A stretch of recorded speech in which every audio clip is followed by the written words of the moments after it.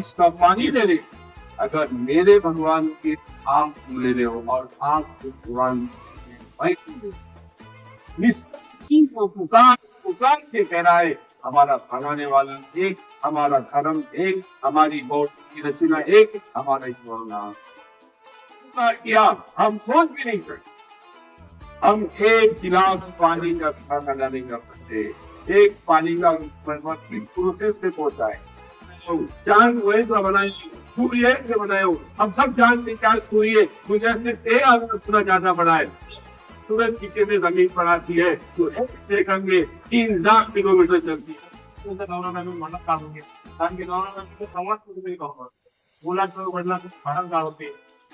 एक आपला संवाद आहे जेव्हा की मस्जिदमध्ये मस्जिद मध्ये मस्जिदमध्ये काय चालते कशा टाईपचा विचार आहे। Subscribe the YouTube channel The Political Line. नाम से जो अत्यंत दयालु विद्यावान है, ये सारी जगत सारे आज बड़ी खुशी है कि मालिक ने आपसे मिलने का एक मौका दिया।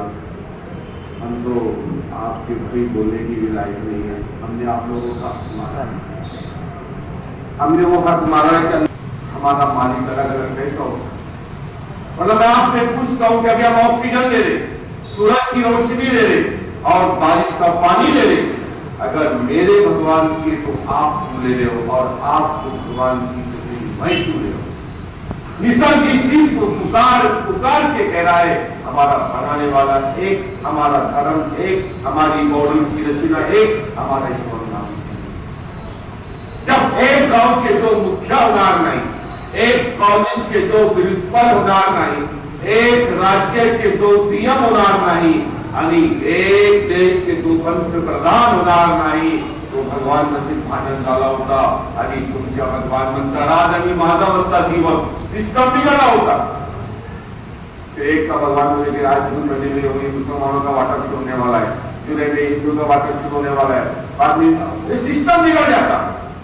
हमारा बनाने वाला है, हम उस जमीन पे चले, हमारी जमीन जिसको पुकार नहीं चली ये बनाने वाला है। आसमान इस चीज को पुकार के कह रहा है कि बनाने वाला है। जो हम पानी पीते हैं वो बनाने वाला है, लेकिन हम अपने आप को भूल गए। हम भगवान को तो मानते हैं लेकिन भगवान की नहीं मानते। वो मालिक ने हम पे कितना बड़ा उपकार किया हम सोच भी नहीं सकते। हम एक गिलास पानी का भी हक अदा नहीं कर सकते।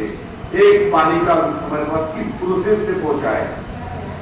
जब समंदर से पानी भाप बन के उतरता है तो बताओ ऊपर कौन सी पैर तैर रही हुई है जो ऊपर जा रहा है, तो ऊपर कौन सा आरों का प्लान है जो ऊपर।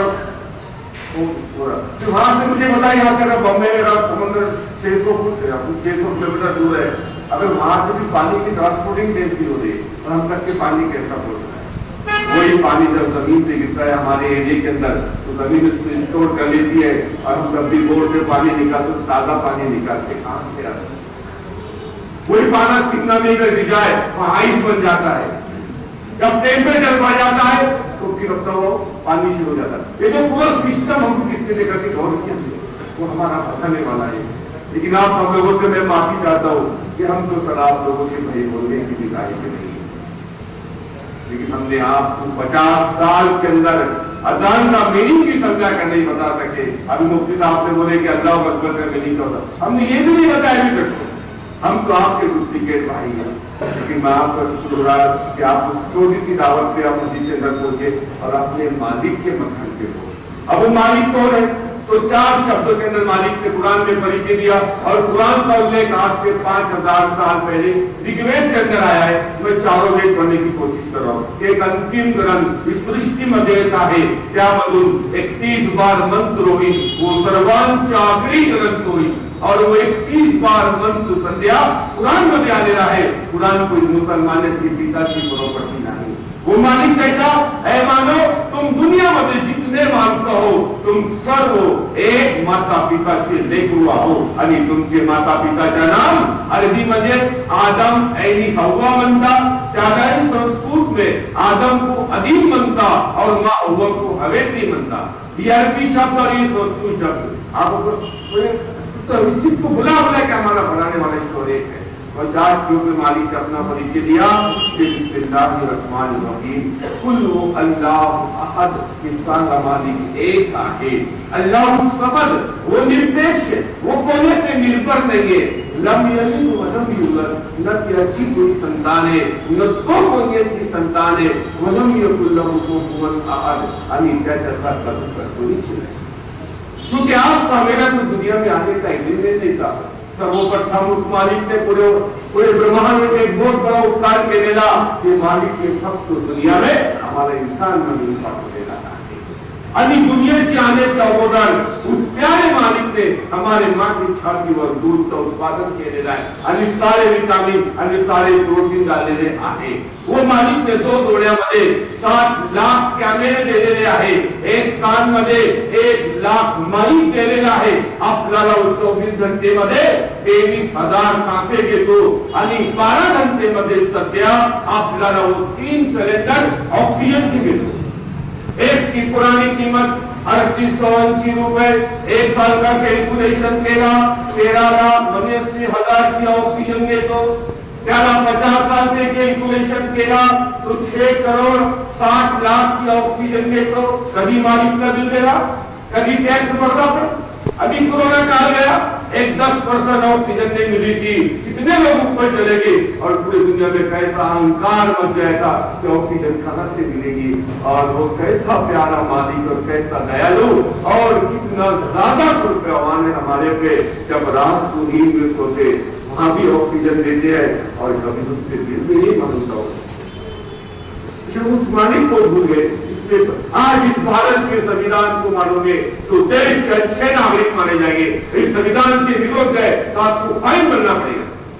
जब हम मालिक ने हमें भेजा है, उस मालिक ने तो दुनिया के उसका संविधान क्या है, उसकी आज्ञा का पालन। और कुरान जो है ये हमारी सिलेबस है, एक पाठ्यक्रम जो सारे मानव के लिए होती है। इस कुरान के अंदर 6,666 अध्याय है, इसमें से सिर्फ 553 मुसलमानों के लिए नमाज रोजा ज़कात है, बाकी 6,113 अध्याय उदल्लिना सारे इंसानों के लिए।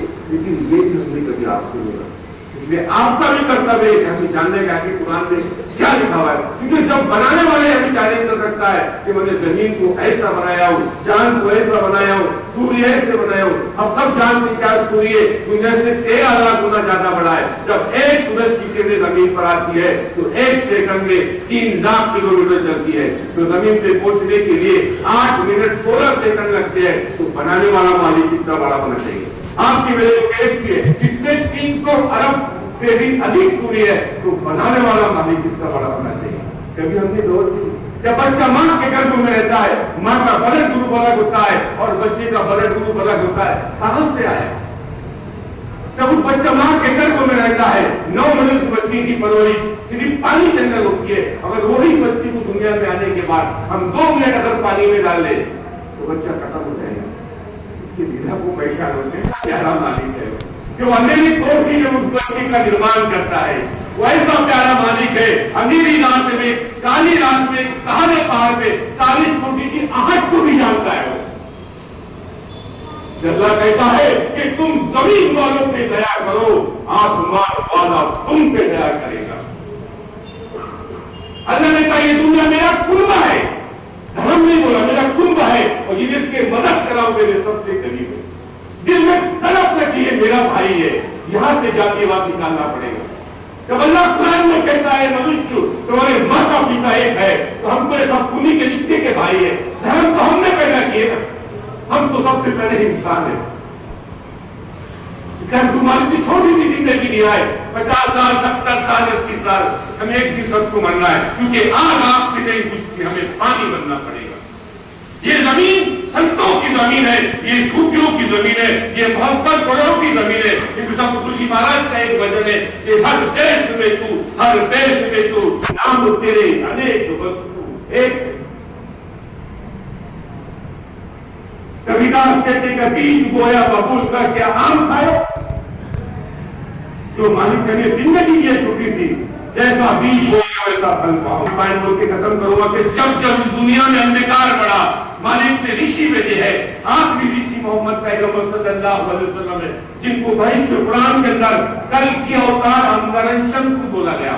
ये माँ तो महीने में पैदा होंगे, उनके पिता का नाम विष्णु यश होगा और माँ का नाम सुमिति होगा।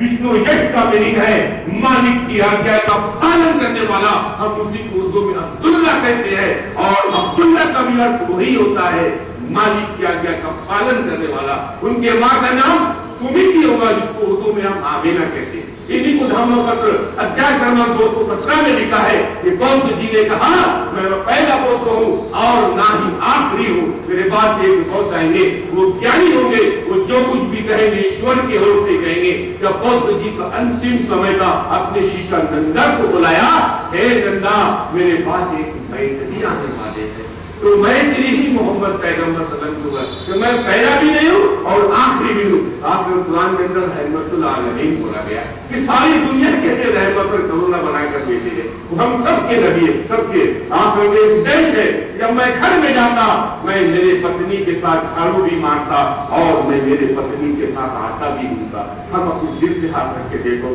आज हमने हमारे औरत को गुलाम बना के रख दिया है। एक औरत की क्या कुर्बानी हम सोच ही नहीं सकते। जब एक बच्ची छोटी होती है, अपने माँ बाप के अंदर में होती है, जब वही बच्ची बड़ी होती है, सब कुछ छोड़ के अपने पति के अंदर में चली जाती है, और वही बच्ची जब बूढ़ी होती है, फिर वापस अपने बच्चों के अंदर में आ जाती है। यानी उस औरत को बचपन से त्याग और कुर्बानी देना पड़ता। तो मोहम्मद सल्लल्लाहु अलैहि वसल्लम ने कहा, अब जा तेरे माँ के पैरों तले सर गए। और वो दुनिया का बदनसीब इंसान है जिसके माता पिता जीवन है और सही पालन पोषण न करे। अगर पूरी दुनिया मुझसे खुश है और मेरे माता पिता मुझसे नाराज है, तो मैं कामयाब नहीं हो सकता। अल्लाह कुरान में कहता है, यदि मेरे बाद अगर मैं किसी को प्रार्थना करने का आदेश देता, तो अल्लाह कहता है कि तुम अपने माता पिता की ऐसे उनकी आज्ञा का पालन करो।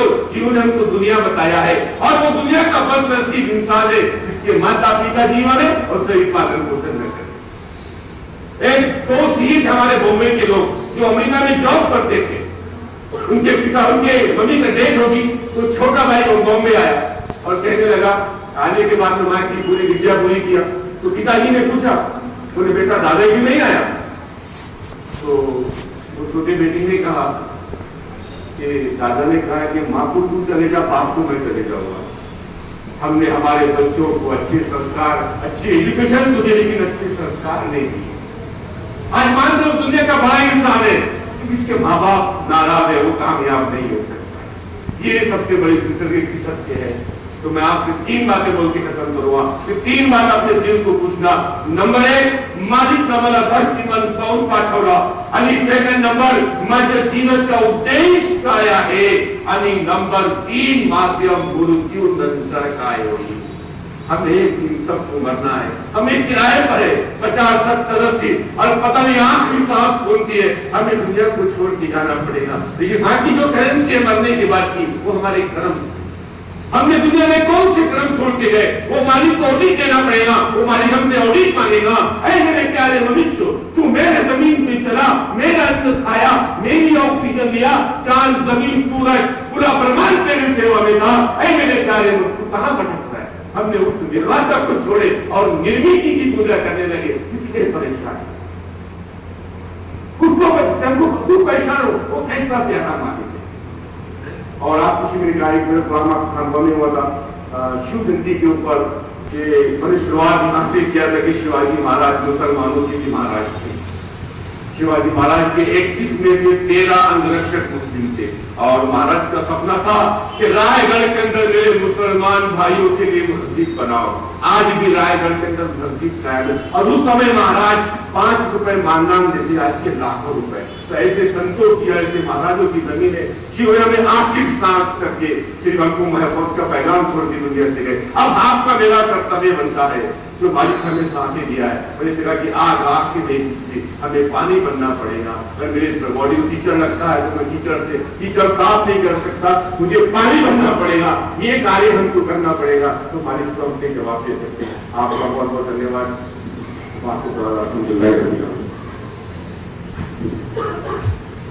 बहुत बहुत माननीय श्री इश्तियाक साहब जिन्होंने बहुत ही कीमती बातें बताई हैं।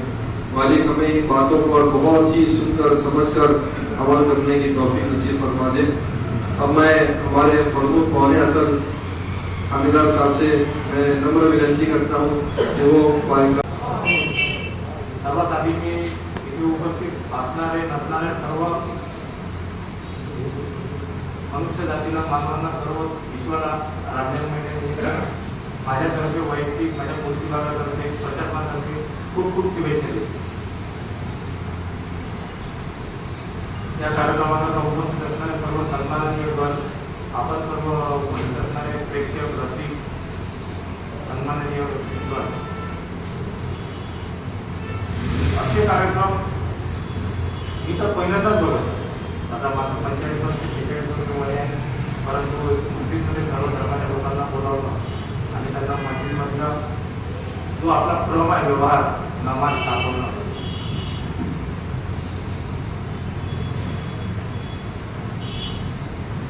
मी दिसत लावतो.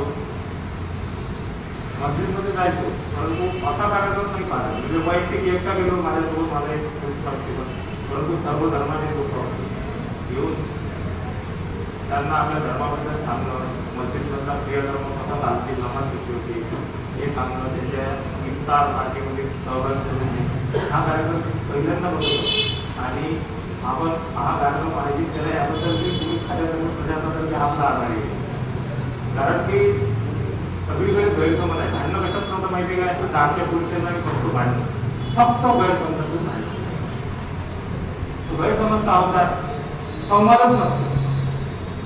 बघा ना, समाजातल्या इकडच्या सोडा, परंतु आपल्या घरात सुद्धा नवरा बायको भांडण का होते, कारण की नवरा बायकोचा संवाद कुठेतरी कम होतो. मुलाचं वडिलांसोबत भांडण का होते, कारण की एकमेकांबद्दल गैरसमज होतात. मुलांना गैरसमज होतो, बाबा आपल्याला पैसे देते करत नाही. आता जेव्हा बोलत मुलासोबत तेव्हा कळणार त्याची काय अडचण आहे, म्हणून त्याला काय अडचण आहे, का अडचण संवाद नाही. मुलामध्ये आणि वडिलांमध्ये, पती आणि पत्नीमध्ये, मुलीमध्ये व आईमध्ये संवाद नसल्यामुळं एकमेकांबद्दल गैरसमज आहे. आणि गैरसमजामुळं विसंवाद, संघर्ष आहे, कुठेतरी भांडण, मतभेद आहे. आणि हे गैरसमज दूर होणं शांततेसाठी सर्वात महत्त्वाचं. आणि ते गैरसमज जे आहे ते असे कार्यक्रम आयोजित केल्यानंतरच निघून जाईल. कारण की मला माझ्या धर्माबद्दल पूर्ण नॉलेज नाही, तर मित्रांच्या धर्माबद्दल काय नॉलेज राहणार आहे. आणि मला जर कुठल्या गोष्टीबद्दल नॉलेजच नाही, ही चीज काय आहे हे मला माहीतच नाही, तर त्या वस्तूविषयी मी मत माझं कसं बनवणार. मला तर मी म्हणजे एवढं विचार केला, इतर लोक जे सांगतील त्यावर मी त्या वस्तूबद्दल मत ठरवतो. असंच झालेलं आहे. मुस्लिम धर्म आपण सांगितलं नाही लोकांना, त्यामुळे इतर लोकांनी जे सांगितलं त्यावरून मी धर्म माझं मत ठरवलं. त्यातून जायचं. आता इतर सांगणारा खूप काय सांगते, त्याच्या मनात काय, त्याचा उद्देश काय सांगण्याला मला तुम्ही माहिती आहे. त्यासाठी म्हणून एकमेकांच्या मनातले गैरसमज तेव्हा निघतील जेव्हा आपला संवाद राहील, तेव्हा मी मस्जिदमध्ये येतो, मस्जिदमध्ये काय आहे, काय चालते, कशा टाईपचं पूजा वगैरे आहे. तर मुस्लिम धर्मामध्ये आपण सांगितलं रमजान महिना कशा, रमजान महिन्याचा महत्व, अजानचा अर्थ सांगितला. हे सांगितल्यानंतर तर दुसरं आता अल्लाह अल्लाह लोक म्हणतात की मग अकबरच अल्लाह आहे. तर आपण सांगितलं त्याबद्दल की अकबर हा शब्द कधीपासूनचा आहे आणि अकबर पाचशा केव्हा जन्माला आले ते इतिहास आपल्याला नव्हते. त्या वजांमधल्या अकबर शब्दाचा अकबर पाचशाची काही अर्थांवर संबंधच नाही आहे. अजांमधला अकबर शब्द वेगळा आणि अकबर पाचशा वेगळी. तर खूप चांगलं वाटलं मला. आणि आपण जे जेवढ्या लोकांना बोलावलं विकत करण्याचे ते सर्व लोक आले. हा कामामुळे काही आले पण खूप आले, बरेच आले. हो आले, खूप चांगलं. जास्त मी बोलणार नाही.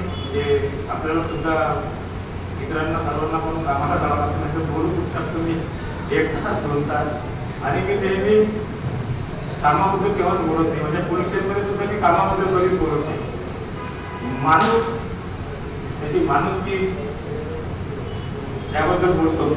आणि मला तरी असं वाटते की कुराण हा जो ग्रंथ आहे लिहिलेला, ईश्वराचा संदेश म्हणा, पवित्र ग्रंथ म्हणा, सल्लल्लाहु अलैहि वसल्लम यांनी लिहिलेला, त्यांना जे ईश्वराचे आपल्या ईश्वराला संदेश मिळाला तो त्यांनी रूपात लेखी रूपात तो आपल्या माणुसकीसाठी अवतरित केला. त्यामध्ये कुठं मुस्लिम बांधव हे मुस्लिम बांधव असं कुठं म्हटलं नाही, कारण तो संतांच्या संपूर्ण मानवजातीसाठी बोलत आहे. त्यामध्ये मुस्लिम नावाला शब्द कुठे नाही आहे. मानव जातीच्या कल्याणासाठी माणसाच्या माणुसकीला महत्व देणारा ग्रंथ आहे. त्यामध्ये लिहिलेलं आहे की तुमचा शेजारी जर रात्री उपाशी आहे आणि तुम्ही भरपेट जेवण तुम्ही जेवले तर ते हराम आहे. त्यामध्ये असं नाही म्हटलेलं आहे की तुमचा मुस्लिम शेजारी तो कोणत्याही धर्माचा तुमचा शेजारी तो जर उपाशी झोपला आणि तुम्ही जर भरपेट जेवले तर ते पाप. साधी गोष्ट आहे. जर तुम्ही एखादा मजूर कामाला सांगितला तर त्याचा खान सुटायच्या आत त्याचा मोबदला त्याला दिला गेला असं म्हटलेलं आहे. माणुसकीला अभिप्राय आहे, मानवाला आहे. माझ्या परिचयामध्ये मी लोकांना सुद्धा तेच सांगतो, पहिलं तुम्ही चांगला माणूस बना. मी नेहमी सांगतो की तुम्ही स्वतःविषयीच प्रामाणिक आहात. आपण स्वतःशीच प्रेमाने करतो. स्वतःची इज्जत स्वतः करत नाही आणि दुसऱ्यांकडून इज्जतची अपेक्षा करतो. आपण स्वतःची इज्जत स्वतः तरी करतो. आपण स्वतःशी निर्माण राहतो, स्वतःच्या शरीराशी, स्वतःच्या बुद्धीशी, स्वतःच्या मनाशी. आणि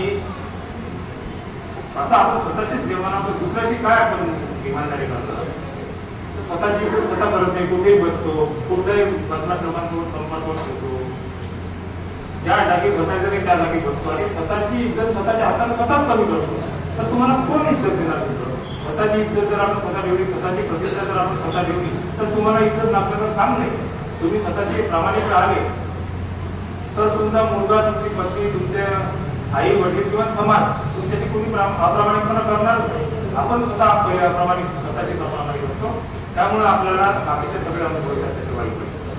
तसंच पोलिसांना पण पहिले तुम्ही माणूस काम नंतर आपण जर माणूस बनलो चांगलं. आता ते रमजान महिन्याचे आपण आयोजन सांगितले रोजा म्हणजे उपवास फक्त पोटाचा उपवास नाही आहे, तर तो आपल्या बुद्धीचा, डोळ्याचा, कानाचा, संपूर्ण आपल्या शरीराचा आहे. मैंने बहुत अपना कीमती समय निकाला है. मालिक इसको अपनी बारगाह में कबूल कर ले और हम सब सच्चाई की मार्ग पर चलाए. मैं बस थोड़ी सी दुआ कर लेते और कार्यक्रम समाप्त.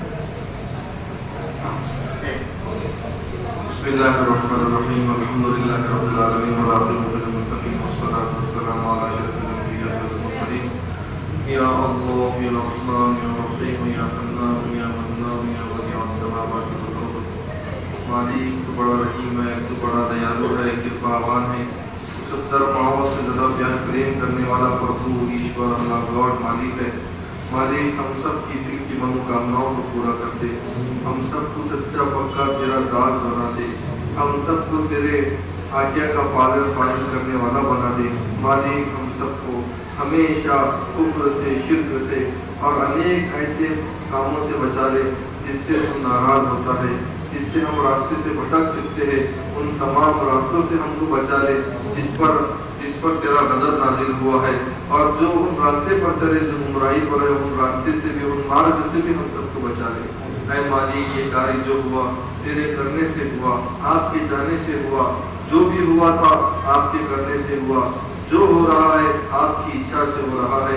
आइंदा भी जो होगा किसी के करने ना करने से नहीं मालिक, आपके चाहने से होगा, आपके करने से होगा. मालिक इसको अपनी बारगाह में कबूल कर ले. मालिक हम सब के दिल को जोड़ दीजिए. ऐ मालिक ये मुसलमानों के मालिक का घर नहीं है मेरे मालिक, ये सब के बनाने वाले, सबके जीवन दाता अल्लाह मालिक परमात्मा का घर है.